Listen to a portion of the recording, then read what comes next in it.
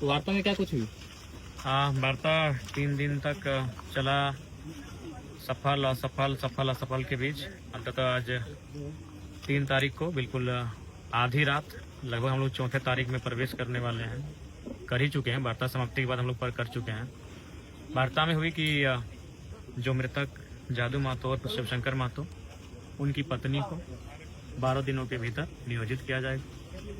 दूसरा, जो उनका जमीन का जो विवाद चल रहा है 5 एकड़ 72 डिसमिल, क्योंकि वह जमीन 1960-61 में अधिग्रहण किया गया है। उस समय सेल कस्टोडियन थी और सेल ने बीसीएल को हस्तांतरित किया है।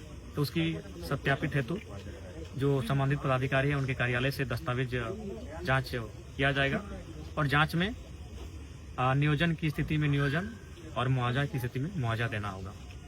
तीसरा बिंदु था कि पूर्व में अभी फिलहाल जो उनके आश्रित हैं उनको फॉर्म 3 निर्गत कराया जाएगा और फॉर्म 3 निर्गत करने के बाद बहुत सारे कार्य जब इस बीसीसीएल की जो इस इकाई है उसके अंतर्गत आएंगे तो उन्हें हमारी भाषा में पेटी कॉन्ट्रैक्टर कहिए या पेटी ठेकेदार कहिए, उसके तर्ज पर उनके आश्रितों को फॉर्म 3 उपलब्ध करा के दिया जाएगा।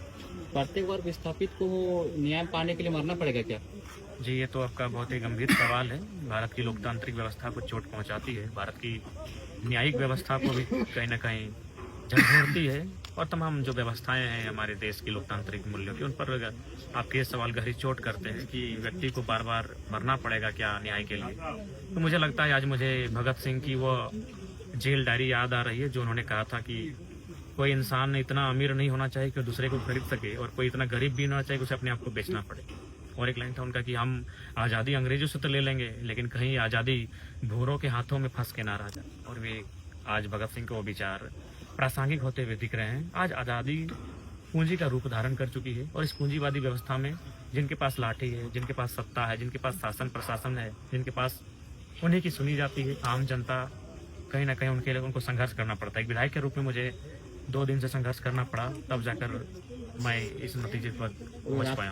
2 बजने वाले हैं। बिल्कुल, इन सब समस्याओं से तंग आकर जो आत्महत्या कर रहे हैं नहीं, उनको तो हम संदेश यही देंगे कि बिल्कुल मरने के बारे में ना सोचें। अगर जरूरत पड़ी और लगा कि आपके न्यायपालिका, कार्यपालिका, विधायिका, पत्रकारिता, इन सब चीज़ों से आप न्याय नहीं मिल रहा है, आपके आस उम्मीद कम हो रही है और आपको अगर विद्रोह की भावना पनपती है तो आप अपने जान देने के बारे में ना सोचें।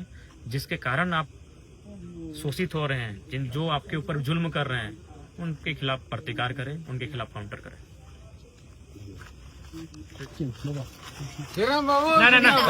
नहीं।